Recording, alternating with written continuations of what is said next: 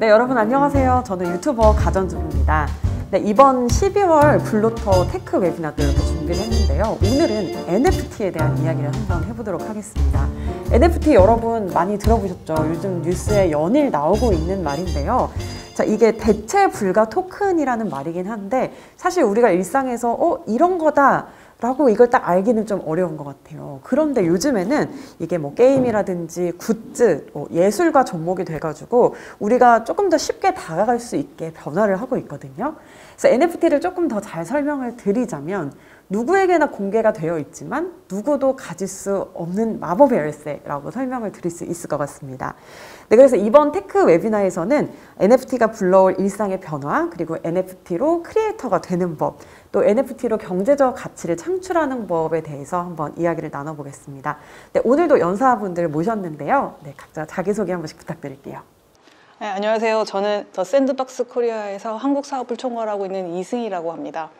저는 게임 업계에서만 한 17년 정도 있었고요. 이제 이전에 블록체인에서도 잠깐 몸을 담근 적이 있었는데 그때는 너무 이른 시기여서 그랬는지 제가 블록체인에 대한 그 어떤 깊이라던가 이런 미래성을 못 봤었던 것 같고 이제는 진짜 이게 현실이다라는 생각이 좀 많이 들고 있는 요즘입니다. 그래서 뭐 NC소프트, 그다음에 네오위즈, 그다음에 스마일게이트 이런 좀 대한민국의 굵직한 게임 회사들을 넘어서 이제 새로운 이제 게임, 다음 세대의 게임을 하러 저 샌드박스에 조인하게 되었습니다. 네, 반갑습니다. 네, 안녕하세요. 저는 위메이드의 유믹스 부문의 신사업팀을 담당하고 있는 김동민이라고 하고요. 네, 15년차 경력증으로 된 기획자 직군의 사람입니다. 전에 네이버, NHN, 그 다음에 뭐 스타트업 같은 곳에서 근무를 했고요. 저도 블록체인 쪽에서 일한 지 이제 3년 정도 된 것 같아요. 저도 뭐 초기도 겪었고, 그 다음에 비트코인이 이렇게 뭐 나락으로 가는 그 기간도 지나갔고, 여러 가지 경험을 하면서, 지금 뭐 올해나 작년에 이제 상당히 괜찮은 상황이 되었고요. 그래서 역시 뭐 블록체인이나 NFT나 이런 신기술이나 어떤 새로운 조류의 흐름에 대해서 저희도 굉장히 긍정적인 마음과 기대를 가지고 있는 사람 중에 한 명이고요.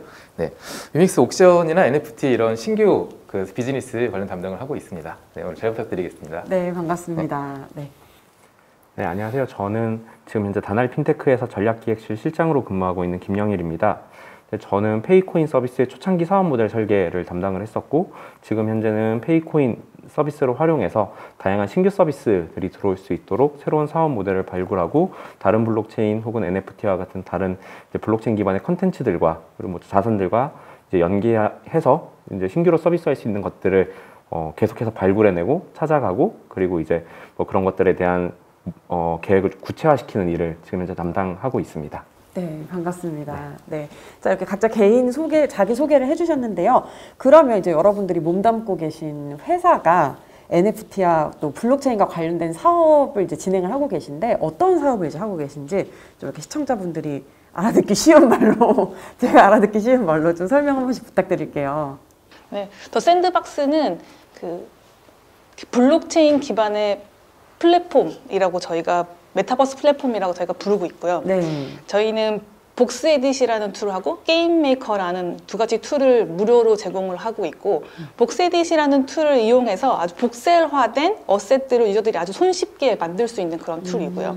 이 복스에딧을 이용하면 레고 정도 조립할 수 있는 그 능력을 갖고 계시는 분들은 누구나 그 원하는 어셋을 만들 수 있는 그런 툴입니다. 그래서 이 툴을 이용해서 어셋을 만들고 이 어셋을 게임메이커라는 저희가 제공하는 또 다른 툴에서 가지고 와서 코딩을 모르셔도 그냥 드래그 앤 드랍 방식으로 게임이나 뭐 다른 다양한 컨텐츠를 만들 수 있는 그런 서비스를 저희가 제공을 하고 있습니다. 여기서 만들어진 모든 컨텐츠들은 저희가 이제 서비스하고 있는 랜드라는 가상 공간을 통해서 가상 부동산 공간인데 여기를 통해서 서비스를 할 수 있도록 지금 준비를 하고 있는 중입니다. 네. 그냥 아무나 누구나 다 이용을 할 수 있는 건 거죠? 그렇죠. 누구나 이제 무료로 두 가지 툴을 다운받아서 컨텐츠를 만들 수 있고 이 컨텐츠를 저희 랜드에서 이제 서비스를 할 수 있도록 되어 있습니다. 네, 알겠습니다. 자, 그럼 이번에는 위메이드 설명해 주세요.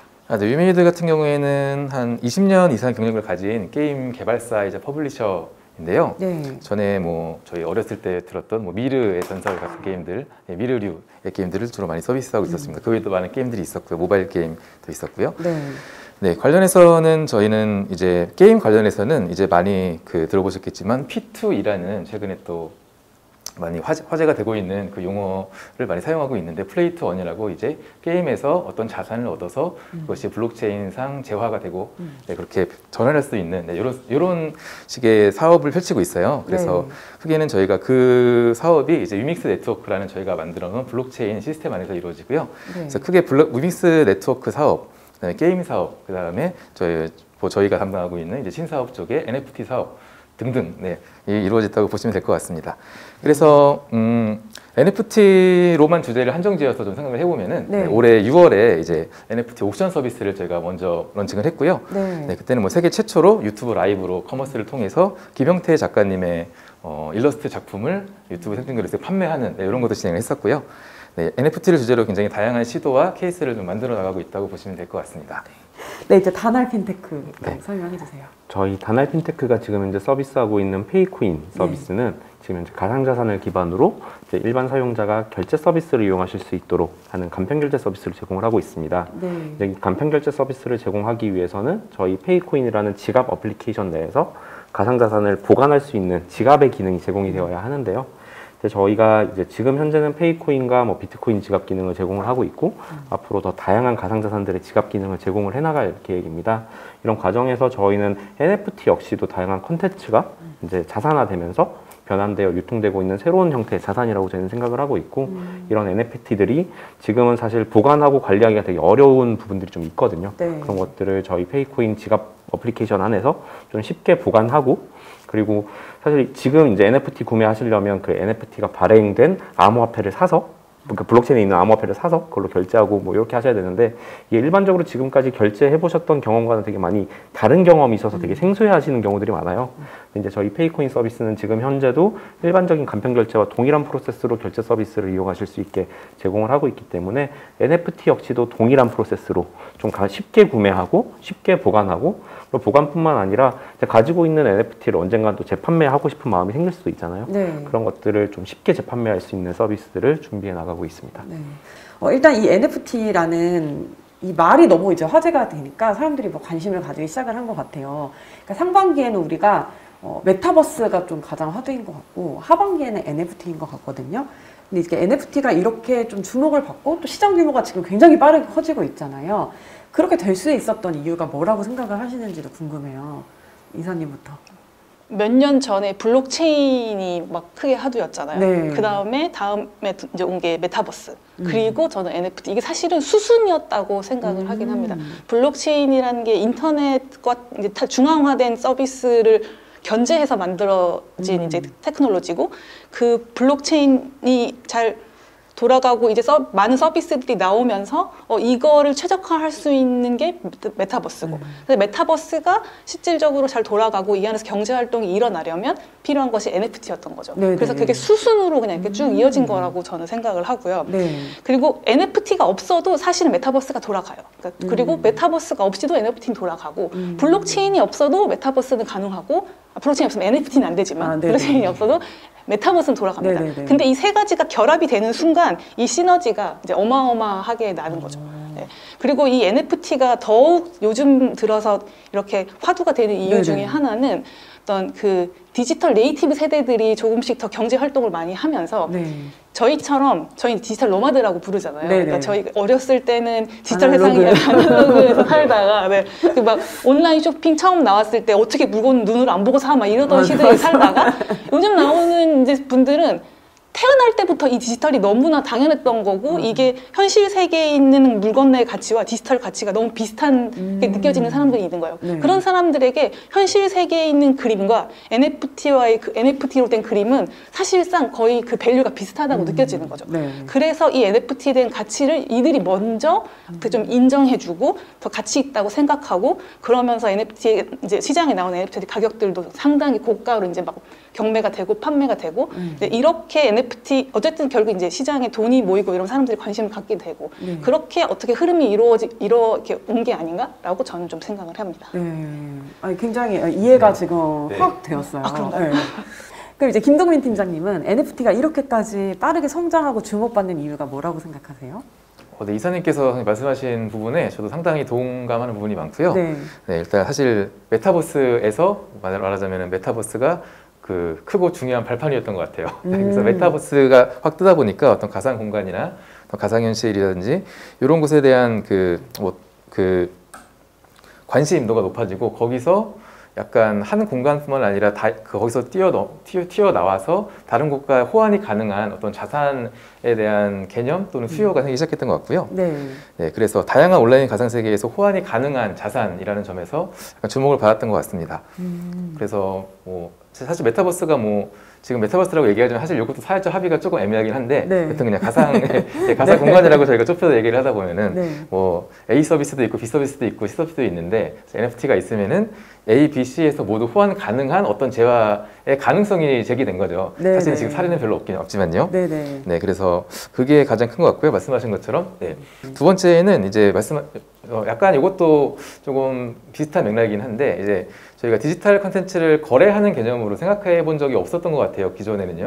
뭐 예를 들어서 음원 같은 거는 그냥 뭐 어떤 음반사를 통해서 그냥 유통이 되고 뭐 이런 케이스가 있긴 하지만 어떤 개인들이 만든 디지털 콘텐츠가 거래가 가능한 플랫폼이 생겼다. 뭐 이런 관점에서도 좀 중요한 의미가 있는 것 같습니다. 그래서 저희가 그동안 생각해보지 못했던 그냥 어떤 개인의 아트 아니면은 뭐 팬들의 팬아트라든지 그런 것에 가치를 매기고 이런 것도 자산이 될 수 있구나 라는 기술적인 그 접근보다도 또 화두를 던진 것 같아요. 이런 것도 이제 사고 팔고 살자 앞으로의 세계에서는. 그래서 근데 이런 거를 NFT를 통해서 할 수 있대. 그래서 이런 관점에서 좀 사람들의 호기심을 불러일으켰던 것 같고요. 그러면서 좀 키워드 마케팅과 또 이렇게 결부해가지고 이렇게 떠오른 게 아닌가 생각을 하고 있습니다. 아무래도 이제 디지털 세상이다 보니 뭔가 창작의 공간이 온라인으로 많이 이렇게 옮겨지면서 그 권리를 좀 주장하고 싶은 사람들이 많아진 것도 이게 또 발전된 이유가 아닌가 하는 생각도 또 들어요. 그리고 또 이제 게임 업계는 원래 메타버스였잖아요. 그쵸. 사실 그게 의미가 진짜 사회적 합의가 부족해서 그렇지 원래부터 이게 메타버스였기 때문에 또 이렇게 대응들이 빠르셨던 게 아닌가 이런 생각도 듭니다. 그럼 이제 핀테크 이제 이 업계에서는 또 약간 생각이 다르실 수 있을 것 같은데 다날 핀테크에서는 이 NFT가 빠르게 성장하는 이유 뭐라고 생각하세요? 저희는 이게 사실은 생각의 차이라기보다는 사업 모델이 좀 환경이 좀 다르다 보니까 저희 이제 바라보는 방향이 조금 다른 것 같은데요. 사실 NFT라는 이제 이름이 붙어서 그렇지 블록체인을 활용해서 뭔가 유일성을 검증하고자 하는 시도들은 지금 NFT라는 단어가 있기 전부터 계속해서 있어 오기는 했거든요. 다만 이제 이걸 NFT라고 부르자라는 사회적 합의가 이제 뭐 한 19년, 20년 이렇게 들어오면서 진행이 되었던 거고 사실 그런 관점에서 보면 누구나 니즈는 있었던 거죠. 내 자산이 정말 유일한 것들을 남들에게 증명하고 싶어 라고 하는 게 블록체인의 속성과도 상당히 좀 맞아떨어지는 부분이 1차적으로는 있었고 두 번째로는 그 전에 암호화폐, 가상자산 그러면 너무 어려웠거든요. 이게 도대체 뭐에 쓰는 건지 잘 알 수도 없고 어떻게 굴러가는 건지 잘 모르겠고 얘가 대체 뭘 할 수 있는 것도 잘 모르겠다가 싶었는데 NFT는 조금 다른 게 사용자가 직관적으로 눈에 볼 수 있어요. 아 이게 내 그림이구나, 내가 만든 컨텐츠구나, 이게 직관적으로 보이니까 사실 NFT 시장이 기존 가상자산 시장보다는 더 빠르게 성장할 수 있었던 배경에는 그런 부분이 좀 있었던 것 같아요. 그러니까 누군가가 내가 산 게 그냥 허상의 무언가가 아니라 이 그림을 산 거야 라는 느낌을 받을 수 있는 건 정말 좀 다른 부분이라고 생각을 하거든요.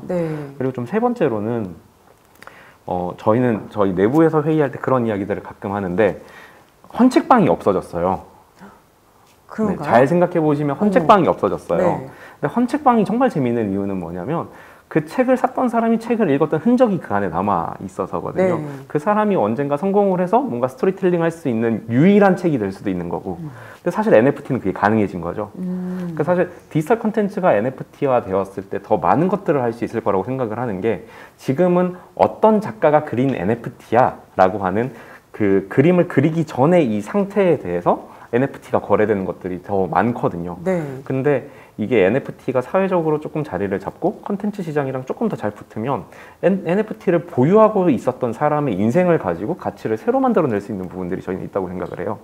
사실 저희는 그런 부분들 때문에 조금 더 집중해서 2차 시장에 그러니까 NFT를 재판매할 수 있는 시장을 만들어 보자 라고 생각을 하는 게 헌책방 같은 걸 한번 만들어 보고 싶은 거죠. 그러니까 그게 정말 그냥 의미 없이 없어지는 것들이 아니라 정말 컨텐츠로서 생명력을 계속해서 가지고 가는데 그게 누가 가지고 있었고 이 NFT가 책인데 이북인데 누가 이걸로 공부를 했었다더라 뭐 이런 것들은 분명히 저희는 스토리텔링 할 수 있는 부분들이 있다고 생각을 하거든요. 그런 쪽으로 저희는 좀 NFT를 바라보고 있고 이제 그런 가능성들이 컨텐츠 업체분들이 워낙 또 잘 보시니까 네. 그런 것들을 좀 활용하시고자 하는 시도들이 사회적으로 그 시장에서 좀 있으면서 네. 좀 더 주목받을 수 있는 계기가 되지 않았나 생각을 합니다. 네, NFT의 매력 중에 하나는 누구나 이 컨텐츠 크리에이터가 될 수 있다는 건 것 같아요. 근데 보통 어떤 루트로 NFT 크리에이터가 되는지 이것도 굉장히 저는 이제 생소하고 어렵거든요. 그래서 뭐 각 서비스나 주변 사례를 들어서 좀 이런 걸 설명을 해주실 수 있을까요?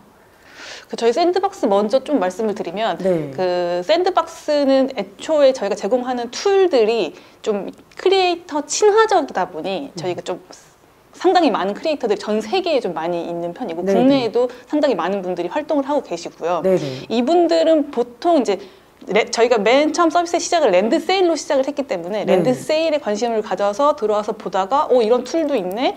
한번 해볼까? 이렇게 시작하시는 분들도 많으시고 또 저희가 이 복세일로 만들어진 툴이기 때문에 이 네. 복세일 쪽에 또 워낙 관심이 많은 분들이 많으시잖아요. 네네. 복세일뿐만 아니라 픽셀도 이제 관심 있으신 분들이 많으시고 이런 분들이 이제 그냥 좀 색다른 툴을 찾다가 저희 툴을 찾으시는 경우도 많으시고 또 저희는 이 서비스 자체가 거의 한 10년 전에 그 2D 모바일 그 픽셀 게임으로 시작을 했거든요. 네네. 이게 UGC 컨텐츠라고 이제 네네. 유저가 컨텐츠를 만들어서 업로드를 하고 서로 네. 이제 갤러리에서 공유하고 뭐 게임을 즐기는 이런 컨텐츠였기 때문에 막 쌓고 막 맞습니다. 네네. 네, 네네. 싹 그리고 네네. 막 이렇게 막 줄 이렇게 그리면 그게 땅이 되고 뭐 바다가 되고 이런 컨텐츠였어가지고 네. 그 컨텐츠를 즐기시던 분들이 또 기억을 해주셔서 오시는 경우도 많이 있습니다. 그래서 또는 다른 NFT 마켓에 있는 그림들을 저희 샌드박스 그 서비스를 할 때 이제 불러와서 할 수 있는 경우도 많이 있거든요.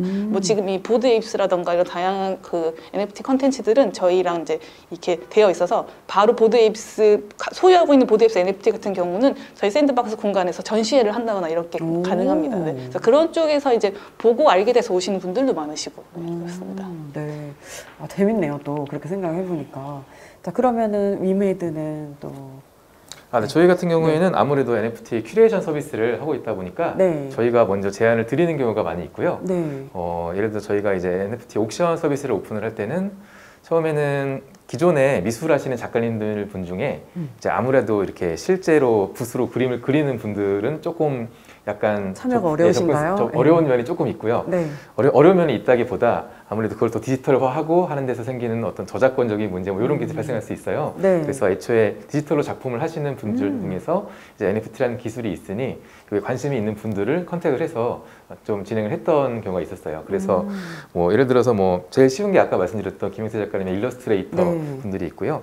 아니면 뭐 기존의 오픈시 같은 해외 마켓에서 활동하고 계시던 작가님들도 계셨어요. 네. 그래서 그런 분들 섭외해서 진행한 적도 있고요.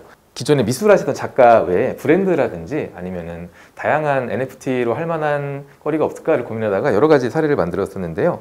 예를 들어서 올해 10월달 같은 경우에는 그 한글날 이벤트의 일환으로 MBC 아나운서국이 28명의 아나운서가 한글날 기념으로 그 나란 말씀이 중국에 달아 있잖아요. 그 해례본 그 어제서문 영상을 낭송한 영상이 있었어요. 네. MBC에서 다큐멘터리 제작의 일환으로 비슷하게 제작된 건데 저희가 그쪽과 이렇게 협업을 해서 같이 NFT를 출판한 적이 있었고요.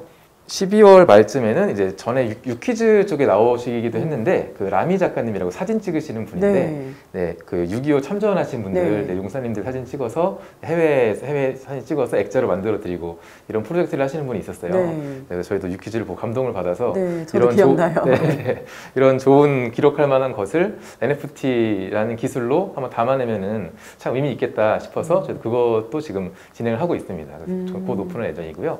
그리고 그러니까 뭐 예를 들어 사진 작가님들 아니면 디지털 아트 하시는 분들 아니면 동영상 프로젝트들 그다음에는 뭐 또 이것도 곧 예정인데 무직 타이거라는 브랜드가 있는데요. 네네 알아요. 그 호랑이 맞습니다. 약간 귀여운 호랑이 캐릭터 또 이런 캐릭터의 브랜드 아트 뭐 굿즈 약간 뭐 기념 엽서 같은 느낌으로 이런 것도 낼 수 있지 않을까 해서 또 컨택을 하고 있습니다.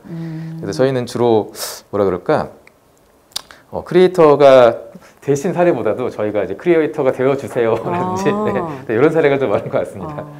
네. 아니, 사실 이 디지털 아트나 네. 이런 쪽이 뭐라고 해야지? 좀 이렇게 원작자를 밝히기가 되게 어렵고 카피가 너무 쉬워가지고 네, 그쵸. 이런 쪽이 좀 진짜 NFT가 필요한 쪽이 아니었나 이런 생각이 드는데 이런 식으로 섭외를 많이 하고 계시는군요. 네, 예를 들어 제가 이렇게 사진을 찍었는데 그 이렇게 저도 이렇게 하면 저도 참여할 수 있는 건가요? 아, 그럼요.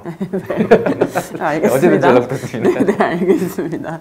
네, 자, 그러면 다날 핀테크에서는 네, 또 어떤 식으로 또 크리에이터로 참여를 할 수 있을지 이제 사실 궁금해요. 네. 저희는 아까 또 말씀드렸었는데 저희 서비스의 근본 이제 적인 시작점은 지갑 서비스거든요. 그 지갑 서비스, 네, 그러니까 지갑과 결제인데 이제 그 지갑과 결제라는 측면에서 이제 보면 저희는 이제 한두 분이 쓰시는 서비스를 만들면 절대 안 되거든요. 네. 저희는 최대한 많은 분들이 쉽게 쓰실 수 있는 서비스를 만들어야 되는 입장이다 보니까 네.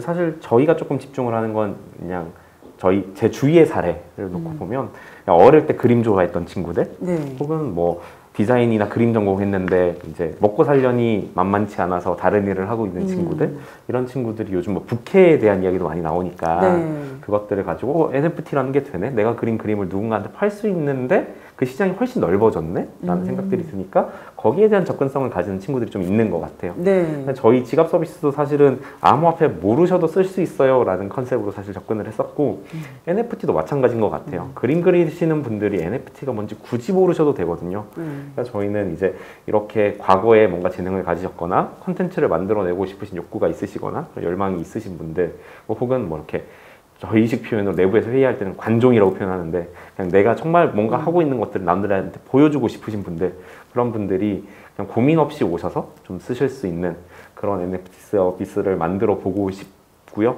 네. 그 이유 자체도 이제 뭐 그런 분들이 계속해서 나오는 것 같아요. 그런 분들이 계속해서 나오면서 그리고 뭐 사실 유명하신 분들은 그 전에도 그림 뭐 팔 수 있는 것들도 많았고 작품을 파실 수 있는 것들이 되게 많았고 근데 이제 그냥 취미로 시작하신 분들은 뭔가 그렇게 하긴 되게 어려우신 부분들이 있잖아요. 그런 것들을 조금 의미 있게 만들어 드리는 네, 그런 관점으로 저희는 지금 좀 준비를 하고 있습니다. 약간 겹치는 부분이 살짝 있긴 있는 것 같은데 네. 이미 또 뭐 페이코인 같은 거 쓰고 계신 분들이 많으니까 좀 더 접근이 쉽지 않을까. 그러니까 이제 저희가 정말 그냥 재밌게 생각을 해본 것 중에 하나는 누군가에게 내 결제 기록이 NFT가 될 수 있을까라는 생각도 해본 적이 있어요. 결제 기록이 NFT? 네, 그러니까 내가 되게 중요한 기념일날 뭔가를 샀던 기록, 뭐 이런 것들도 NFT화하면 사실 이게 NFT가 지금은 다들 팔려고 하고 거래하려고 하니까 NFT의 개념이 자꾸 거기에 갇히는 것 같은데 NFT는 사실 또 영구 보관의 목적도 있는 거거든요. 그러면 내가 예를 들어서 프로포즈 할 때 샀던 선물의 결제 기록 혹은 우리가 기념일에 먹었던 어떤 식당의 결제 기록 이런 것들도 NFT화해서 잘 보관할 수 있는 히스토리가 될 수 있게 만들어 드릴 수 있다면 이거 자체로도 좀 다른 컨텐츠를 만들어 드릴 수 있지 않을까? 뭐 그런 생각들도 저희는 지금 뭐 아이디어 차원에서는 내부에서 많이 하고 있어요. 그 기록의 그런 기능을 네네네. 그것도 신박하네요. 네. 알겠습니다. 네, 이 NFT 제작보다는 거래를 통해서 이런 또 디지털 콘텐츠를 수집하거나 판매 수익을 올리고 싶어 하는 사람들도 이제 굉장히 많은 것 같아요.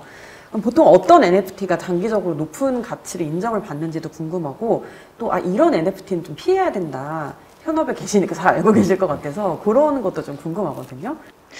이게 이제 어떤 NFT가 앞으로 가치가 있을 거다, 없을 거다, 이거는 안 될 거다, 이런 거를 저희가 섣부르게 판단하기는 굉장히 어렵다고 생각합니다. 이게 뭐 NFT뿐만 아니라, 비단 NFT뿐만 아니라 어떤 영역이든 심지어 주식도 이 주식이 오를 거야. 이런 얘기를 함부로 전문가들도 하기 어렵잖아요. 근데 이 NFT도 저는 마찬가지라고 생각해요. 이게 이 영역의 NFT는 무조건 크게 나중에 성공할 거야, 뭐 돈이 될 거야, 뭐 이 수익을 창출할 수 있을 거야, 이런 말은 하기가 상당히 어렵고 그렇기 때문에 이건 안 될 거야라는 말도 하기 굉장히 어려운 부분이라고 생각해요. 그러니까 이게 워낙 초기 시장이기 때문에 여기에 기회가 있다고 사람들이 몰리면서 이제 거품이 생기는 부분도 저는 분명히 있다고 생각합니다. 제가 이 업계에 몸을 담고 있는 사람이지만 이제 그런 부분들을 보면 저런 걸로 인해서 또 실망하고 떠나는 사람들이 생기지는 않을까라고 걱정이 되는 부분도 사실은 있는 부분이거든요. 그게 NFT의 전부가 아닌데 이 NFT가 엄청나게 비싼 금액으로 팔려서 나도 이제부터 NFT를 한번 만들어 볼까? 이제 뭐 이렇게 접근을 하신다거나. 근데 NFT는 사실 그런 어떤 비싼 그림을 그려서 판매를 하는 목적을 위해서 탄생한 게 아니라 모든 것들을 기록하고 누가 처음에 이것을 만들었고 누가 보유를 했었고 어떤 내용들이 있고 파일의 크기는 얼마고 이런 것들을 아주 클리어하게 기록하기 위해서 만들어진 기술이잖아요. 거기에 좀 더 포커싱을 해서 내가 정말로 보유하고 싶은 것이 무엇인지, 내가 정말로 보유하고 싶은 디지털 자산이 뭔지, 뭐 이런 것들을 좀 더 고려해서, 또는 내가 게임을 한다면 뭐 이런 아이템은 난 꼭 뭐 NFT를 보유하고 싶다. 뭐 이런 것들을 고려해서 투자의 목적이 아니라 좀 더 콜렉션이라던가 내가 보유하고 싶다는 좀 그런 마음, 좀 약간 덕의 입장으로 이제 접근을 하는 게 저는 좀 더 좋다고 생각을 합니다. 그러니까 약간 뭔가 코인이나 이런 거 잘 조사 안 하고 들어왔다가 많이 물리고 실망하고 이제 떠나신 분들처럼 NFT를 약간 그렇게 소비될까봐 우려를 좀 하시는 것 같아요. 이게 좀 기술로서 저는 이게 소비가 됐으면 좋겠고 컨텐츠로서 소비가 됐으면 좋겠는데 단순히 투자의 목적으로 소비를 하게 되면 분명히 이제 여기에 대한 실망감도 올 수 있고 또 이제 이 투자막 목적으로 하다 보면 재미의 요소가 또 떨어지거든요. 근데 NFT 상당히 재미있는 컨텐츠예요. 이게 정말 우리가 할 수 있는 모든 것들을 다 NFT로 할 수 있기 때문에 정말 완전히 새로운 디지털 세계인데 이걸 단순히 이제 그런 목적으로만 하다 보면 조금 이제 이게 그 본질이 손상이 있을까? 저는 조금 걱정이 된다. 이런 의견을 좀 드리고 싶습니다. 그럼 투자보다는 일단 즐겨라. 일단 이렇게 정리를 할 수 있을 것 같고요. 네, 팀장님은 또 어떻게 생각하세요? 네, 저 이사님 답변해 주신 게 제 생각이랑 너무 비슷해가지고 깜짝 놀랐어요, 사실. 아, 그래요? 네. 왜냐면 이게 아직 너무 초기라서 굉장히 다양한 시도나 시행착오가 있는 지금 상황이라고 생각을 하고요. 그래서 어떤 것이 가치가 있다 또는 어떤 것이 가치가 없을 것이다, 있을 것이다를 판단하기는 조금 이를 것 같아요. 왜냐면 지금 현재도 사실 지금 우리가 NFT를 생각하고 있는 게 사실 되게 빙산의 일각일 것이고 앞으로는 우리가 상상하지 못한 것들이 계속 나올 거기 때문에 그래서 약간 좀 현재 판단은 좀 시기상조가 아닌가 이런 생각을 하고 있습니다. 그러니까 이 개념이 막 생기는 시기니까 아직 이런 게 잘 될 것이다 저런 게 잘 될 것이다 말하기에 다들 조금 조심스러운 면이 있으신 것 같아요.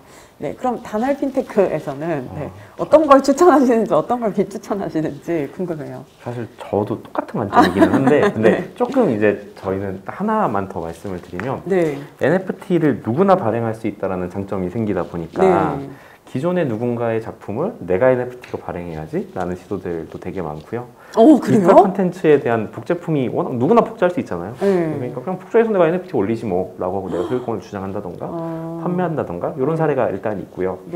두 번째는 사실 암호화폐랑 되게 초창기랑 좀 흡사한 부분이 있는 게 지금 이제 오픈시라던가 이런 데서 팔리는 NFT의 대부분들을 보면 특정 커뮤니티라던가 뭐 이런 쪽에서 좀 이렇게 유행을 타면서 가는 경우들이 되게 많아요. 맞아요. 얼마 전에 어떤 BJ 밈 같은 게 굉장히 비싸게 팔리고 그랬잖아요. 근데 이게 단점이 뭐냐면 그 커뮤니티 내에서 정말 이렇게 활발한 토론들을 통해서 그런 NFT의 가치가 인정받는 거라면 정말 다행인데 그 NFT의 고래 같은 누군가가 선동을 하는 경우들이 있거든요. 이거 될 거야 라고 이제 근데 사실은 그 뒤에 이제 익명으로 숨어서 자기가 있다거나 그런 식으로 이제 본인이 수익을 취하려고 하는 시도들이 없다고 말을 할 수 없기 때문에 두 가지 정도로 고민을 하셔야 될 것 같아요. 한 가지는 일단 제가 NFT는 사실 꼬리표거든요. 이 컨텐츠, 이 작품이 실존한다라고 하는 꼬리표지 이 작품의 진짜 이 작품을 대변하진 않아요. NFT 자체는 사실 이게 그냥 꼬리표로 붙여놓는 거기 때문에 중요한 포인트네요. 그렇기 때문에 이 NFT를 가지고 있다라고 해서 법적 분쟁을 피해갈 수 있는 무조건 막 방패하게 되지 않아요. 오히려 분쟁의 사유가 될 수 있거든요. 그렇기 때문에 이런 부분들을 조금 1차적으로 조심을 하셔야 될 것 같고 선동당하시지 않는 게 되게 중요합니다. 그렇기 때문에 내가 좋아하는 컨텐츠인지를 먼저 보시는 게 되게 중요할 것 같아요. 그래서 이 두 가지 정도. 생각해보니까 이게 법적 효력이 지금 있는 건지 그것도 약간 궁금해졌어요. 어떤 상황인가요? 약간 그레이 영역이 그레이 영역인가요? 그러니까 예를 들면 그런 거죠. 안견의 목유도 온도를 NFT로 찍었다. 자, 안견은 돌아가셨잖아요. 자, 이거 소유권이 애매해지는 거예요. 그러니까 안견의 그림은 어딘가에 누군가 보유를 하고 있겠죠. 그거를 누군가가 사진을 찍었다거나 스캔을 떴다거나 해서 뭐 NFT를 찍었다. NFT를 보유한 사람이 그 그림을 가지고 있다라고 증명할 수 있는 가는 아니거든요. 네, 좀 네. 별개 문제거든요. 그렇기 때문에 그것들을 완전히 동일시해서 보셔서는 일단 1차적으로 안 되고요. 근데 사실 그런 문제들 때문에 디지털 콘텐츠에 대한 NFT 시도가 훨씬 더 많은 편이기는 해요. 네. 왜냐면 실물과 분리시켜서 보지 않아도 되니까. 근데 다만 이것도 완벽하게 보장할 수 있는 건 아니기 때문에 그런 부분에서 조금 보실 때 그냥 이게 좋아 라고 단순히 그냥 투자 목적으로 구매하시는 것보다는 네. 일단 덕의 영역이면, 덕질의 영역이면 사기당했다는 생각은 안 들 거잖아요. 그쵸. 그러니까 이제 네. 일단 내가 좋아하는지를 먼저 보셔야 되고 두 번째는 그럼에도 불구하고 이거 좀 아리까리하다, 좀 이상한 게 있다 싶으시면 한 번 더 찾아보시는 걸 한 번 더 추천을 드리고 싶습니다. 그런 부분은 저는 생각을 못했는데 얘기를 듣다 보니까 이게 뭔가 법적 분쟁으로 갔을 때 증거가 될 수 있을 것 같은데 법적 효력을 가지는 뭐 소유권이 될 수 있을지 그거는 좀 사실 또 모르는 네, 거잖아요. 아직 해석이 없어요. 네. 네. 진짜 초창기이긴 하네요. 네, 이 네, NFT라는 거 자체가. 네. 자, 알겠습니다. 그래서 이거에 이제 이어서 나오는 우려들이 NFT가 또 투기 자산이 되고 있다. 이런 말들이 안 나올 수가 없을 것 같아요. 그리고 또 이 NFT 거래에 대해서 정부가 과세를 할 거다라는 이야기도 지금 나오고 있거든요. 그래서 이 NFT 시장 참여를 하고 또 거래를 할 때 어떤 것들을 주의를 해야 할지 그래도 경험이 있으신 분들이시니 한 번씩 의견을 좀 들어보고 싶어요. 네, 저는 NFT가 뭐 과세를 해야 되냐 말아야 되냐 뭐 이런 논의에 집중하고 싶다기보다는, 그러니까 저는 사실 NFT가 다른 예술품하고 동일하게 대우를 받아야 된다고 생각을 해요. 그래서 다른 예술품들도 과세 대상이면 과세를 해야 되는 게 맞고, 근데 다만 과세는 하는데 보호는 할 수 없는 영역이야 라는 입장이 취해진다거나 네. 아니면 그냥 설득력 없는 이유로 그냥 이건 NFT니까 이거는 뭐 안 됩니다, 이건 뭐 규제 대상입니다, 뭐 이렇게 가는 방향이 될까봐 이제 조금 우려가 되는 점이 좀 있습니다. 이제 이게 아까 이전에 말씀드렸던 대로 NFT가 자꾸만 이 투기 자산이 되고 이렇게 되면서 사람들이 야 여기에 뭐 돈이 몰린데 이거 뭐 몇천억에 팔렸대, 뭐가 뭐 그냥 그림 뭐 단순한 그림인데 얼마래, 뭐 이렇게 되면서 투기 대상, 그 투기 대상은 항상 법정 규제 대상으로 떠오르게 될 수밖에 없잖아요. 저는 이게 아까 방금 말씀하셨던 우리가 방금 논의했던 그 주제랑 맞물려서 이게 결국은 그렇게 사람들이 투기 대상으로 보고 규제 대상으로 보여지고 NFT는 투기 대상, 규제해야 할 대상 이렇게 갈까봐 저는 좀 걱정이 돼서 예, 그런 부분을 좀, 그래서 저 계속 말씀드리는 게 이 NFT를 그런 게 아니라 아까 계속 말한 것처럼 재밌는 컨텐츠 수준에서 덕의 입장으로 내가 뭔가 수집하는 그런 입장으로 내가 정말 좋아하는 작가의 작품이 NFT로 나왔을 때 그거를 이제 뭔가 소유하는 그런 굿즈 사듯이. 네, 그렇게 좀 접근을 해줬으면 정말 좋을 것 같습니다. 네, 알겠습니다. 네, 그러면 팀장님 어떻게 생각하세요? 네, 다른 투자 상품이나 투자의 관점에서는 뭐 어떤 주식이든 뭐 코인도 마찬가지겠지만 발행 주체 크리에이터잖아요. 네. 크리에이터에 대한 기본적인 정보나 아니면은 그게 만약에 회사나 어떤 집단이라면은 어느 정도 사업을 지속할 수 있는지 뭐 이런 정보들은 기본적으로 알고서는 NFT 투자를 진행해야 될 것 같고요. 네. 이건 뭐 비단 뭐 NFT뿐만 아니라 모든 공통적으로 투자를 할 때 똑같이 진행되는 측면인 것 같고요. 그리고 또 하나는 저희가 주로 NFT를 접하는 곳이 지금 되게 다양할 거예요, 아마요. 네. 그래서 솔라나트나 오픈시 같은 오픈 마켓 플랫폼들이 있고요. 주로 해외 유용이 되는. 네, 그다음에 국내에는 뭐 저희 서비스도 있고, 그다음에 뭐 국내 뭐 카카오 클립드롭스 같은 경우도 있고 뭐 이렇게 있는데요. 오픈 마켓 플랫폼에서는 사실 아까 다날 쪽에서 말씀하셨듯이 다른 프로젝트를 사칭하는 경우가 되게 많아요. 생각보다 쉽게요. 예를 들어서 크립토펑크가 하나에 수억씩 팔리고 있잖아요, 지금요. 네네. 그러면 어떤 이게 악의적인 유저가 이제 오픈시 아무나 등록할 수 있으니까 크립토펑크 이미지를 똑같이 가져와서 뉴 크립토펑크라고 한 다음에 똑같이 등록을 한 다음에 그걸 예를 들어서 막 좀 현재 팔리는 것보다 싸게 내놓는 거예요. 그러면은 예를 들어서 1,000만 원에 넣으면은 이게 1,000만 원에 올라오면서 갑자기 사람들이 살 수도 있는 거죠, 실수로. 네, 이제 그런 되게 뭐라 그럴까, 초보적인 형태의 사기도 빈번히 일어나고 있고요. 실제로 당한 사람도 좀 그걸 했습니다. 당한 사람도 있어요? 네, 당한 사람도 있어요. 왜냐면은 이게 맞아요. 온라인에서 그냥 익명의 지갑을 통해서 이루어지니까 구제 방법도 거의 없고요. 그렇겠네요. 예. 그래서 이게 아무래도 저희가 블록체인 중에서 오픈된 마켓의 해외 서비스에 접속을 하면은 이제 뭐 메타마스크라든지 지갑으로 접속을 하는데 이제 익명의 크리에이터가 만든 NFT를 내 익명의 지갑으로 접속해서 사게 되는 거거든요. 그러면은 이제 어떻게 뭐 구제를 해줄 방법이 없는 거죠. 이제 오픈시에서도 그런 책임을 지지 않고요. 그냥 개인 간의 합의에 의한 거래이다 이렇게 판단해 버리니까요. 그래서 그런 게 제일 그 무서운 점이 아닐까 싶습니다. 이렇게 사인을 한번 하면은 네, 저의 예, 코인이 순식간에 날아가 버릴 수 있는 이런 상황이기 때문에요. 그런데 이런 사례가 실제로 네. 너무 빈번하게 일어나고 있는 게 오픈시에서 예를 들면 저희 샌드박스 로고를 사진으로 넣고 계좌를 만든 다음에 이더리움 공간에 NFT를 하나 올린 다음에 이게 랜드다라고 판매를 하면 사실은 조금만 들여다보면 알 수 있어요. 이게 발행자가 누구인지, 아, 이게 샌드박스가 아니네, 그냥 로고만 이렇게 썼네 라고 알 수 있으나 이제 유저가 이제 오픈시에서 이런 거를 다 확인하고 올려주겠지라는 그런 생각으로 그냥 구매를 하게 되면 잘못 사는 거죠. 랜드가 아닌데 랜드로 사게 된다거나 원적자의 NFT가 아닌데 산다거나 이런 경우가 빈번히 있을 수 있습니다. 이게 약간 플랫폼이 엄청나게 좀 책임을 지고 이거를 관리를 좀 잘 하지 않는 이상에 피해는 계속 발생할 수밖에 없다, 뭐 이런 생각도 좀 드네요. 치명적인 문제가 취소가 안 돼요. 아, 취소가 안 되는 거예요? 블록체인이니까 취소가 안 돼요. 이게 사실 가장 큰 장점이자 단점인데 환불이 안 돼요. 취소 환불이 안 돼요, 사실. 쉽게 생각하시면. 그래서 구매하시기 전에는 좀 잘 찾아보셔야 될 필요가 있죠. 네네. 그러면 이제 한 가지를 가지고 뭐 여러 뭐 플랫폼이라든지 이런 데다가 이렇게 그 NFT를 만들어서 올리거나 이런 경우도 있을 수 있는 거잖아요. 그럼 어떻게 해야 돼요, 그러면? 그래서 잘 찾아보셔야 됩니다. 그러니까 지금 현실적으로는 그걸 완벽하게 막을 수 있는 방법이 현실적으로는 아직은 없어요. 그러니까 실제로 저희가 이제 여러 가지 사례들을 찾아보고 있는 상태인데 이게 뭔가 피해자가 있다거나 이런 것까지 확인되진 않았지만 동일 작품을 다른 블록체인의 NFT로 발행을 하는 경우들도 저희가 확인을 한 적이 있었고 뭐 아까도 말씀드렸듯이 뭐 내 작품이 아닌데 내 작품인 척 올리는 경우 뭐 다양한 사례들이 발생을 하고 있는 상태인데 이게 가장 큰 문제는 이제 기본적으로 메타마스크와 같은 이제 익명화된 지갑을 사용을 하기 때문에 정확하게 누군지 확인할 수 없다라는 게 가장 큰 문제예요.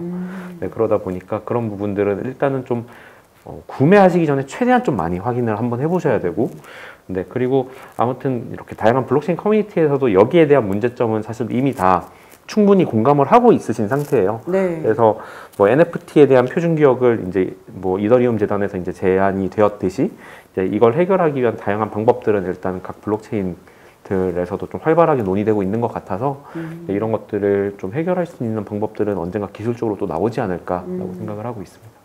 이게 좀 기술적으로 나오지 않으면 사실 이제 굉장히 구매자가 신중할 수밖에 없는 문제인 거잖아요. 그래서 그런 게 약간 허들이 될 수 있다는 생각이 좀 들긴 하네요. 이게 그 NFT로 만들어졌다고 해서 이게 모든 걸 다 보장하는 게 아니에요. 그냥 NFT로 되어 있다는 것뿐 이제 뭐 NFT로 되어 있기 때문에 이것이 뭐 진품이다라고 하는 것이 절대 아니기 때문에 이게 덕으로서 자꾸 이제 바라보라고 하는 이유가 예를 들어 내가 정말 좋아하는 아티스트가 NFT를 판매한다고 하면 그 사람이 공식적으로 오피셜하게 이야기하는 어떤 채널에서 내가 이런 NFT를 발행했다, 판매하고 있다, 그리고 주소는 이런 것이다 라고 다 공개를 할 거거든요. 그리고 그런 것을 구매를 한다면 사실은 큰 걱정을 하지 않을 수 있는 거죠. 근데 일단 단순히 투기나 이런 목적으로 한다고 하면 내가 알고 있는 이 작품은 엄청 비싼데 좀 싸게 나왔네? 그냥 그런 거 정보 없이 구매를 한다면 되게 그런 위험에 노출될 가능성이 더 높은 거죠. 그러니까 그 덕질 수준의 진짜 사전 조사가 있어야 이게 좀 믿고 구매를 할 수 있는 그런 게 아닌가 이런 생각이 듭니다. 그래서 이제 이런 문제들이 있고 또 이 NFT가 워낙 또 이렇게 고도화된 기술의 무엇이다 보니 이게 굉장히 어렵다. 들어도 무슨 말인지 모르겠다 이런 분들이 정말 많거든요. 그래서 이 NFT 제작과 거래를 좀 어렵게 만드는 그것이 무엇인지 좀 궁금하고 또 각사에서 그걸 해결하려고 어떻게 노력을 하고 계신지도 좀 궁금해요. 이게 사실은 기술적으로 그렇게 어려운 게 아닌데 단어가 새로워서 그리고 새로운 서비스이기 때문에 어색해서 어렵다고 느껴지는 거라고 저는 생각합니다. 그러니까 오늘 컴퓨터에서 그림판을 딱 열고 그림 몇 개 이제 그린 다음에 시중에 나와 있는 오픈 플랫폼, 오픈시에 아까 계속 이야기하고 있는데 오픈시에다가 그냥 업로드해서 판매를 하시면 그게 바로 NFT가 바로 되거든요. 그럼 이제 나도 크리에이터죠. 시작되는 거죠. 네, 그렇습니다. 근데 이게 지금까지 우리가 해왔던 방식이랑 좀 다르고 이름이 달라서 어렵다고 느껴지는 거지 실제로 가서 한 번만 해보시면 너무 쉬워서 놀라실 수도 있어요. 근데 아마 실제로 해보면 어려워서 놀라기보다는 가스피에 놀라시겠죠. 그렇죠. 수수료가 드니까 발행하는데. 네. 그래서 NFT를 하나 발행하기 위해서 이더리움 기반에 있기 때문에 가스피가 들어가는데 이제 그게 이제 10만 원 단위가 될 수도 있고 이제 그렇기 때문에 그 하나를 발행하는데 들어가는 그 수수료가 좀 비싼 편이라 그거에 놀라실 수는 있어도 어려워서 놀라시진 않을 겁니다. 네, 그렇죠. 그리고 저희 샌드박스는 아까 말씀드린 그 툴들을 이용해서 유저가 만들어내는 그 어셋들을 바로 이제 민팅이라는 걸 통해서 이제 NFT 할 수 있도록 되게 손쉽게 할 수 있도록 서비스도 지원을 할 예정이고요. 네. 아까도 말씀하셨듯이 뭐 드래그 앤 드랍 이런 식으로 뭔가 뭐 편하게 뭐 기술적으로 만들어놨다 이렇게 하셨는데 그렇게 좀 기술력을 쉽게 접근할 수 있게 하는 것도 또 크리에이터들이 쉽게 또 NFT 발행할 수 있는 그런 방법이 아닌가 이런 생각이 듭니다. 자, 그러면 이제 팀장님도 말씀해 주세요. 네, 뭐가 사실, NFT를 이렇게 어렵게 만드는 걸까요? 사실 개념부터 좀 어려운 것 같고요, 실제로. 그래서 뭐 미술품이 갑자기 NFT가 됐대, 이런 식으로 가장 먼저 저희가 전달을 받잖아요. 그다음에 근데 그게 500억에 팔렸대, 갑자기. 외국에서 이게 NFT 시작인데 근데 그게 뭔데 500억이야? 이렇게 만들 수도 없는데 이렇게 되고 NFT 뭔데 500억인데 저건 미술품이야 뭐야? 뭐 이런 느낌이잖아요. 그래서 사실 NFT를 우리가 접할 때 NFT가 어떤 디지털 파일이고 그 안에 미술품의 정보가 빼곡히 들어가 있겠구나 이렇게 생각을 하게 되는데 사실은 그런 건 아니고요. NFT는 그 크리에이터가 인증한 그냥 보증서 같은 개념이라고 보시는 게 좀 더 가까운 것 같습니다. 현재까지는. 물론 뭐 NFT의 앞으로의 확장 가능성이 많기 때문에 어떻게 또 변신할지 모르겠지만 그래서 그런 개념이라서 그래서 NFT를 산다 하면은 그 보증된 그 탈중앙화되게 보증된 보증서를 제가 구매한다 이런 개념에 더 가까운 것 같고요. 발행하는 것도 마찬가지로 어떤 작품 자체의 정보가 그 안에 빼곡히 들어가 있다기보다 어떤 작품에 내가 원작자가 인증한 어떤 보증서 같은 거를 주고받는다. 그래서 저희가 아까 말씀하셨듯이 뭐 부동산이라든지 여러 가지 거래가 다 NFT화가 될 수 있다는 거죠. 보증서보다 약간 소유권, 그렇죠, 맞아요. 거죠? 소유권 좀 표현도 좀 그래요. 사실 NFT가 소유권을 증명하지 않아요. 그러니까 아까도 말씀드렸듯이 저기 벽에 걸려 있는 그림에 대한 NFT가 있다고 쳤을 때 그림은 여기 있는데 NFT는 제가 갖고 있으면 어려워요, 이 NFT의 저 그림의 소유권은 누구일까요? 이런 충돌들이 생기거든요. 그러니까 사실은 보증서라는 개념으로 이해를 하시는 게 조금 더 맞는 거고 그러다 보니 아까도 말씀드렸듯이 디지털 컨텐츠는 요거를 떼놓고 생각하지 않아도 된다는 장점이 좀 있어요. 실제로 어디 있는지를 생각하지 않아도 되니까. 그래서 디지털 컨텐츠가 좀 NFT화되는 시도들이 좀 더 많은 것으로 저희는 좀 이해를 하고 있고요. 요거 더하기 이제 개념 자체도 벌써 우리가 생각하기에도 뭔가 약간 모호하잖아요. 그 기존에 있던 것보다는 새로운 개념이고요. 그리고 그거에 더해서 그 저희가 아까도 살짝 말씀드렸겠지만 별것이 막상 한번 해보면 별게 아닌데 블록체인 지갑을 만들고 거기에 자산을 넣고 한번 사보는 과정 자체가 차근차근 해보면 되게 어렵지 않은데 이게 어렵진 않지만 굉장히 고단해요, 말하자면요. 고단한 과정을 하나하나 거쳐야 되는데 이게 마치 옛날에 만들어진 정부 사이트에 들어가서 그 하나하나를 하는데 그 중간에 참을성을 또 갖고 또 참고 하고서 끝까지 나가는 것과 비슷한 그런 경험을 받을 수 있습니다. 그러니까 사실 리믹스의 접근법과 저희도 되게 비슷한 편이기는 한데 페이코인이 약 지금 한 200만 명 정도의 가입자분들이 계시거든요. 근데 되게 독특한 게 저희는 40, 50대 여성분의 비율이 좀 높아요. 아무래도 실물을 살 수 있으니까. 결제할 때 이제 애기들 치킨 시켜줄 때 50% 할인인데 이거는 되게 어머님들이 되게 좋아하시는 포인트라서 그래서 40, 50대 여성분들이 생각보다 많이 쓰고 계시고 제가 과거에 많이 말씀드렸었는데 저희 고객센터로 제일 많이 들어오는 질문 중에 하나가 이게 뭐예요? 예요. 그러니까 이게 암호화폐라서 일단 해보시는 게 아니고요. 야, 이 절차를 거치면 치킨이 50% 할인이 된대. 에서 출발을 보통 하시니까 써봤는데 됐는데 이건 잘 모르겠으니까 그제서야 물어보시거든요. 이게 뭐냐고. 그러니까 사실 저희는 그 정도 단계까지 좀 내려갈 수 있어야 된다고 좀 생각을 해요. 그냥 이거 샀더니 가격이 오른대. 혹은 뭐 이거 사면 내가 덕질할 수 있대. 뭐 이런 식으로 쉽게 접근할 수 있게 만들어 드리는 부분 하나와 그리고 그렇게 사고 나서 보니까 이게 됐네? 근데 이게 뭐지? 그러니까 무슨 기술이지? 라고 생각해 볼 수 있을 만큼 정말 쉽게 구성된 UI와 UX 이런 것들이 좀 같이 만들어져야 하지 않을까라고 생각을 하고 아무튼 페이코인은 지금 결제 서비스라고 하는 걸 가지고 코인을 여기까지 끌고 왔거든요. 그러니까 저희는 NFT도 같은 관점으로 좀 뭐 저희가 NFT 판다라고 이야기했을 때 40, 50대 아주머니 분들께서 뭐 NFT 뉴스에 많이 나오니까 나도 사봐야지. 일단 사봤는데 그럼 이제 이거 어떻게 해야 되지? 라고 저희한테 다시 물어보실 수 있도록 그러니까 거기까지 접점을 좀 쉽게 만들어 드릴 수 있도록 네, 그런 것들을 좀 준비를 하고 있습니다. 네, 알겠습니다. 자, 그럼 이렇게 NFT 크리에이터가 되고자 하시는 분들도 계실 것 같고 또 이제 이게 좀 투자 가치가 있다라고 이야기가 되다 보니까 전문 투자자가 되려고 하시는 분들도 계실 것 같아요. 근데 향후에 이제 이런 직업들이 어떻게 좀 전개가 될지 그런 것도 궁금하거든요. 직업적 안정성이 뭐 생길지 아니면은 뭐 좀 활동할 수 있는 영역이 넓어질지 이런 게 궁금한데 어떻게 생각하세요? 직업적 안정성을 제가 여기서 보장 드릴 수는 없는데 네, 그렇죠. 없지만 네. 제가 몇 가지를 좀 확실하게 말씀드릴 수 있는 건 10년 전에 뭐 15년 전에 유튜브가 처음 나왔을 때 유튜브 크리에이터로서 네. 정말 안정적인 삶을 영위할 수 있을까라고 우리 고민했던 그런 사람들이 이렇게 바라봤던 시기가 있었잖아요. 네네. 지금 약간 비슷한 것 같아요. 네.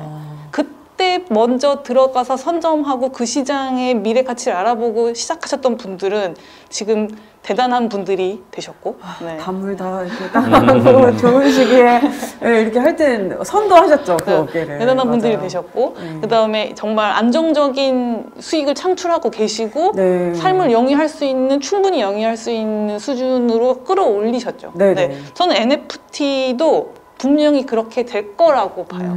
이게 단순히 크리에이터뿐만 아니라 이 NFT 시장이 이뤄낼 수 있는 이 밸류를 통해서 정말 다양한 직업군들이 만들어질 수가 있어요. 그러니까 예를 들면 샌드박스에서는 그 어셋을 만들어서 올리는 직업도 가능하지만 단순히 보면 그것밖에 없을 것 같은데 저희가 이제 가상 공간이 랜드도 있고 그럼 랜드를 중개하는 사람이 생길 수도 있고 좋은 랜드를 이제 골라주는 사람이 생길 수도 있고 그 컨텐츠를 만들기 전에 어떤 디자인을 그려서 판매하는 도안을 판매하는 사람이 생길 수도 있고 아까 말씀드린 대로 이 잘못된 그 NFT를 만들었다거나 아니면 누군가를 갖고 와서 이제 뭐 베낀 작품들이라던가 이런 걸 이제 찝어내는 그런 모더레이터도 직업이 될 수도 있고 또는 그 가상 공간 안에서 NFT를 판매하는 상점을 열 수 있거든요. 근데 그런 상점 공간에서 이제 나는 그냥 아무것도 안 하고 그냥 그 안에다 전시품을 놔두고 이제 판매를 한다거나 또는 그 저희 메타버스 안에서는 아까 말씀드린 대로 자기가 소유하고 있는 NFT를 전시를 할 수도 있어요. 그 전시회를 열고 그 전시회 입장권을 판매를 할 수도 있고 그 정말 현실 세계에서 일어나는 모든 일들을 메타버스 공간에서 NFT를 통해서 수익화를 할 수 있는 거죠. 그렇네요. 이렇게 생각하면 10년 전에 유튜브로 그걸로 돈 벌 수 있어? 그렇게 생각하셨던 분들이 NFT를 보면서 그거 돈 벌 수 있어? 다시 한번 생각해 볼 수 있는 포인트가 되지 않을까. 10년이 뭐야? 한 5년 전만 해도 아니 뭐 영상을 보는데 돈이 어떻게 나오는 거야? 이걸 진짜 질문을 많이 받았었거든요. 근데 역시 NFT 역시 그럴 수 있겠네요. 무궁무진하다는 생각이 좀 들고요. 그럼 팀장님은 어떻게 생각하시나요?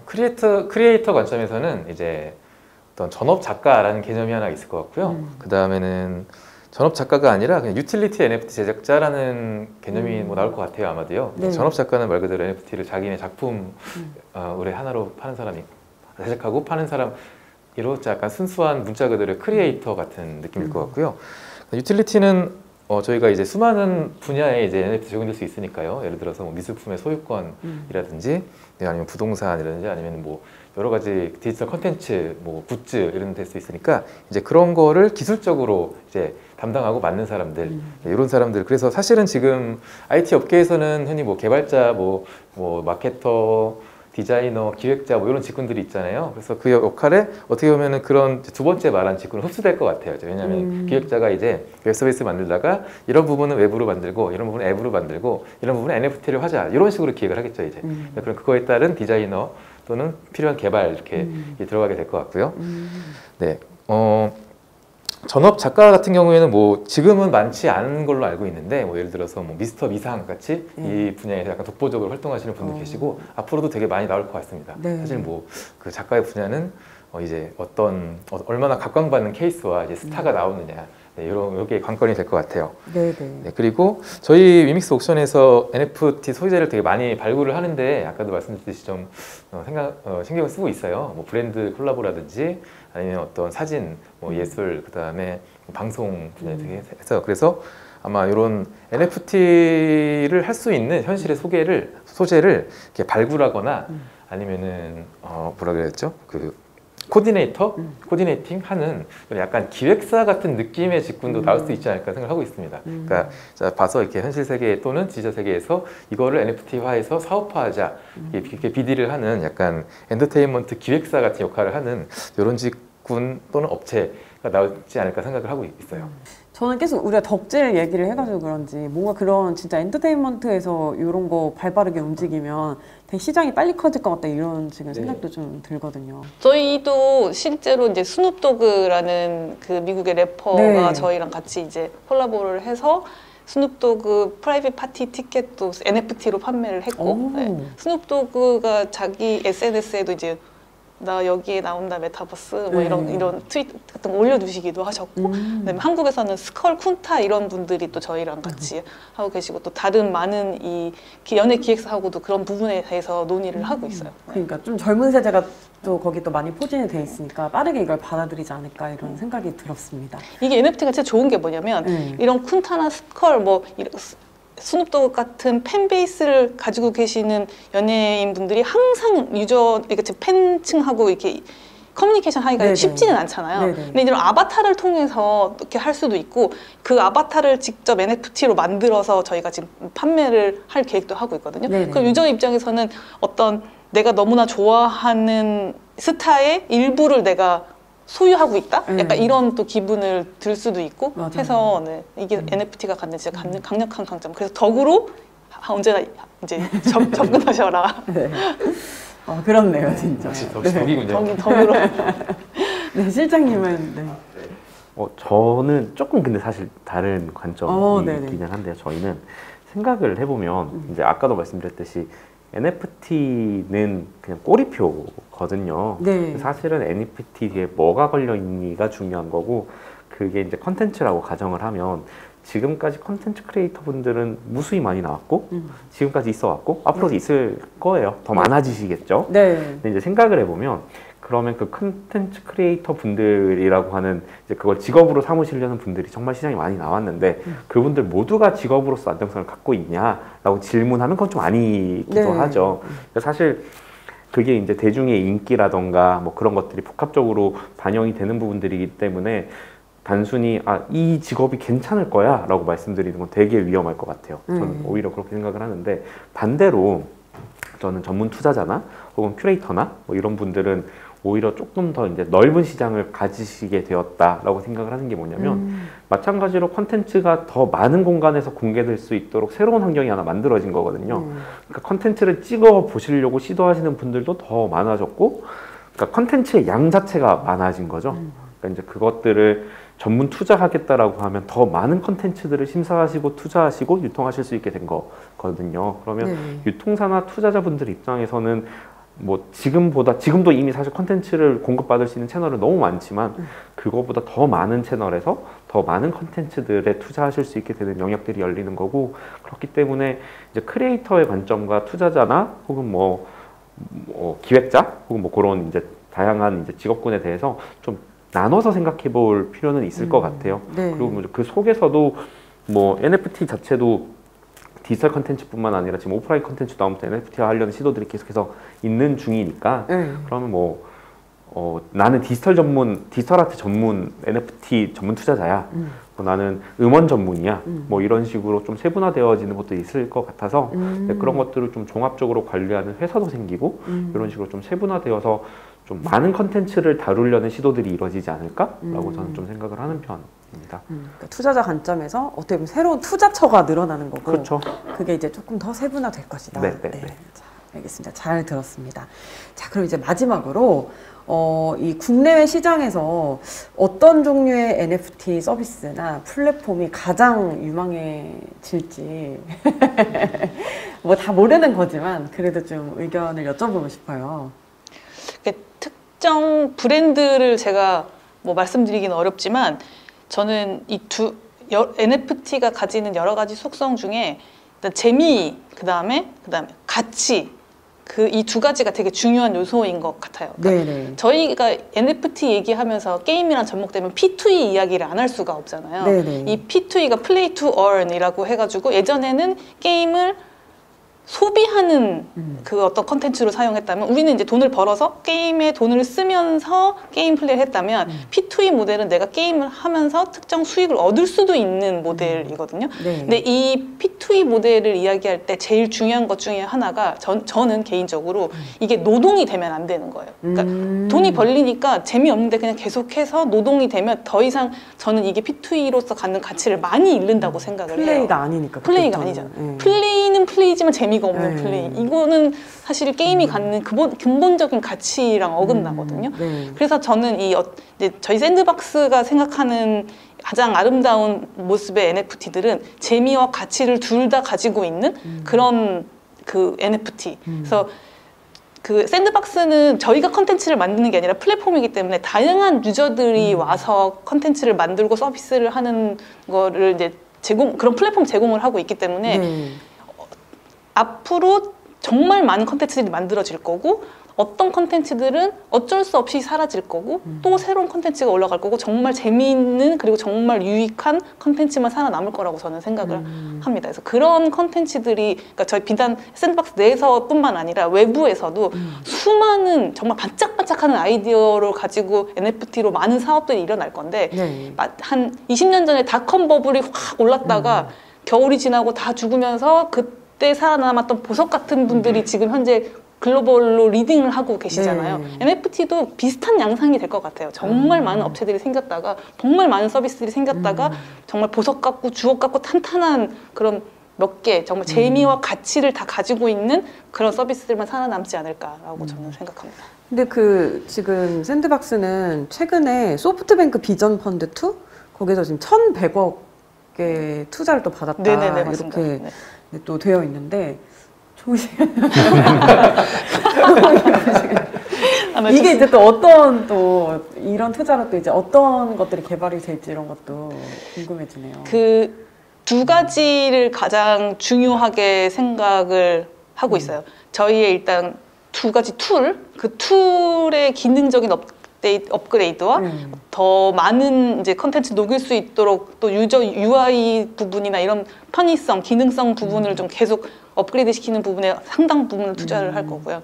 두 번째는 이제 저희가 계속 이해하고 있는 크리에이터 육성, 그다음에 크리에이터들이 성장할 수 있는 많은 기회들을 제공하는 방법들. 저희가 지금 이미 크리에이터나 또 게임 메이커 툴을 이용해서 게임 컨텐츠를 만드는 그런 분들을 지원하는 펀드를 운영을 하고 있거든요. 그래서 그 펀드의 규모도 계속 키워나가고 이 펀드에 지원하실 수 있도록 더 많은 이제 그 부분들 더 쉽게 지원할 수 있는 방법들도 고민을 하고 더 저희가 다가갈 수 있는 부분도 고민을 하고 이렇게 두 가지 부분으로 좀 성장을 이뤄내고자 하고 있습니다. 네, 알겠습니다. 네, 그럼 이제 위메이드에서는 어떤 플랫폼이나 또 뭐 어떤 분야가 좀 유명할지 장기적으로는 사실은 솔직히 잘 모르겠고요. 단기적으로는 볼 때는 일단은 아마 지금도 NFT 기술을 가장 적극적으로 도입하고 있는 게 게임 업계이고요. 그리고 또 NFT가 어떻게 활용되느냐를 증명하는 것도 아직은 뭐 게임 업계를 따라갈 수는 없기 때문에 아무래도 게임 분야가 가장 당분간은 초기 이 NFT의 초기 물결을 좀 주도하지 않을까 그런 생각이 있습니다. 사례도 많이 나오고요. 전반적으로 시장을 좀 선도하지 않을까 싶고요. 또 하나는 이제 NFT를 저희가 민팅 한다고 하거든요. 근데 기술적으로 그렇게 어려운 건 아닌데 저희가 일반인이 하기에는 또 쉬운 것도 아니에요. 그래서 이 민팅을 보통 사람들이 크리에이터가 되어서 일종의 다양한 것을 민팅할 수 있게 약간 쉽게 접근을 해주는 이런 플랫폼이 있으면은 뭐 아직은 그런 게 있다고 보기 어렵고요. 물론 오픈시 같은 거 할 수 있긴 한데 약간 기능이 제한적인 면이 있고 어려운 기술을 쓰려면 또 뭐 공부해가지고 막 이렇게 코드 넣고 해야 되거든요. 그래서 좀 그런 거를 쉽게 제공해 줄 수 있는 서비스가 있으면 플랫폼으로서는 초기에 괜찮을 것 같다는 생각을 하고 있습니다. 네, 혹시 이 위메이드에서는 뭔가 뭐 출시 예정인 뭐 게임이라든가 뭐 이런 게 있으신가요? 예, 저희는 뭐 기존에 미르포가 지금 약간 새로운 모델을 만들어서 이제 국내외적으로 상당히 흥행을 하고 있고요. 뭐 최근에는 뭐 기사로 통해 보셨겠지만 뭐 동접이 130만 나왔다 뭐 이러고 있습니다. 그 외에는 뭐 저희는 이제 비슷한 모델 비슷한 개념인데 이제 약간씩은 좀 다른 모델을 가진 이런 게임들이 많이 올라올 예정이고요. 저희가 네. 뭐 저희 내부적인 게임도 있고 외부적인 게임도 많이 붙이고 있어요. 그래서 내부적으로는 뭐 갤럭시 토네이도라는 게임이 나와서 또 곧 오픈할 예정이고요. 그다음에 뭐 ROS 같은 게임도 곧 오픈할 예정인데 사실은 뭐 국내에서 사실 블록체인을 붙인 게임 서비스가 약간 게임이 그 규제상 약간 애매한 측면이 있기 때문에 네. 글로벌 서비스만 그 가능한 현재 상황이긴 합니다. 네, 그래서 네네. 국내에서는 게임을 할 수 없지만 해외 서비스를 하고 있다 이렇게 보시면 될 것 같아요. 알겠습니다. 자, 그럼 이제 마지막으로 혹시 뭐 조금 NFT에 대해서 더 하고 싶었던 이야기가 있으시면은 한마디씩 시청자분들께 해주시면 좋을 것 같아요.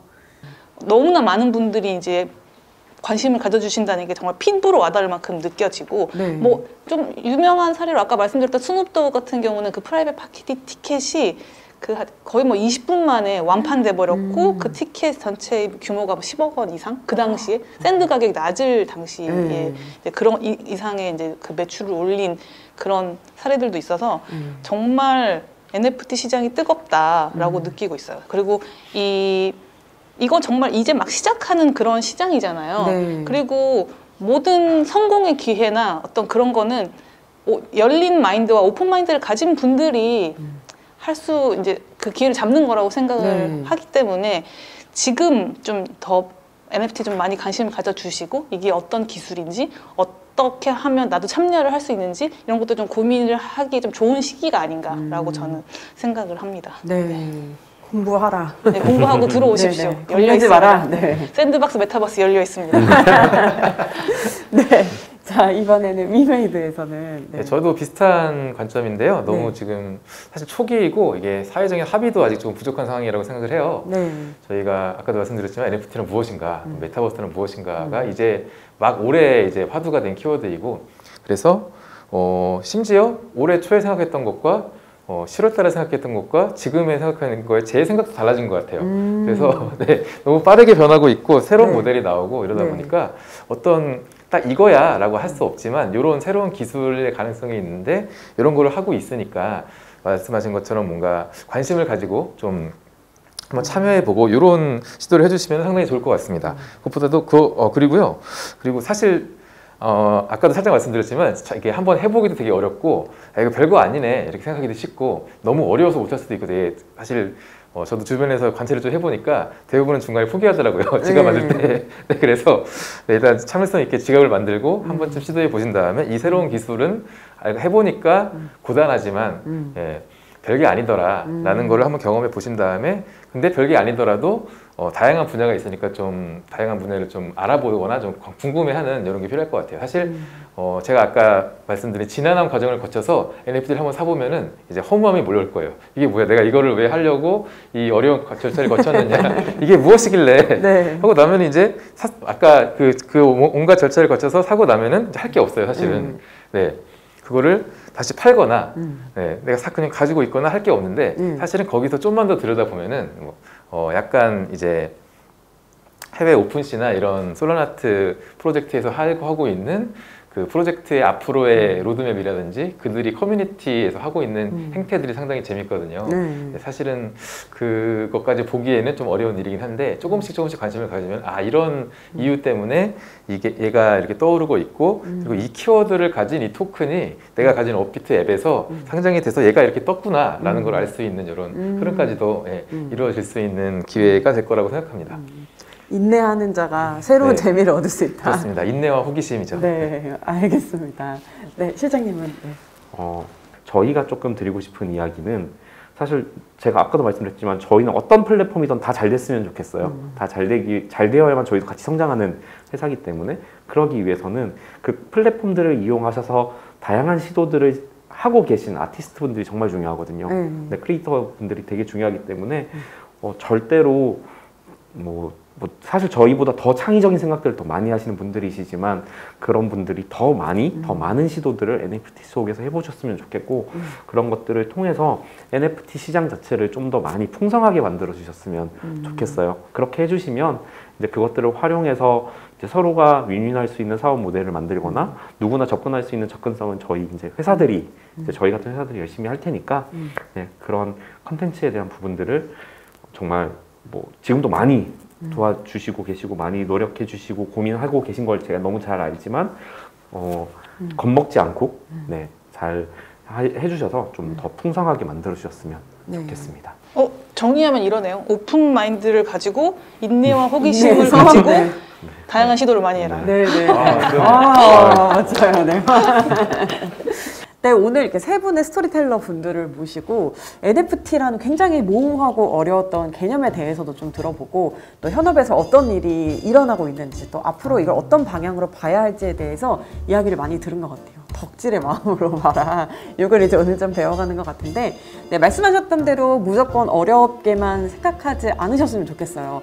뭐든 이제 체득이 될 때까지 기다리면 그때 이미 좀 늦는 것 같다는 생각이 요즘에는 많이 들거든요. 그래서 여러분들도 이 개념을 오늘 이제 잘 알아가셨으면 좋겠고요. 또 앞으로도 이제 새로운 기술에 많이 관심을 가지셔서 여러분들의 뭐 취미라든지 뭐 투자라든지 이런 거에 또 성견지명을 가지시길 바라겠습니다.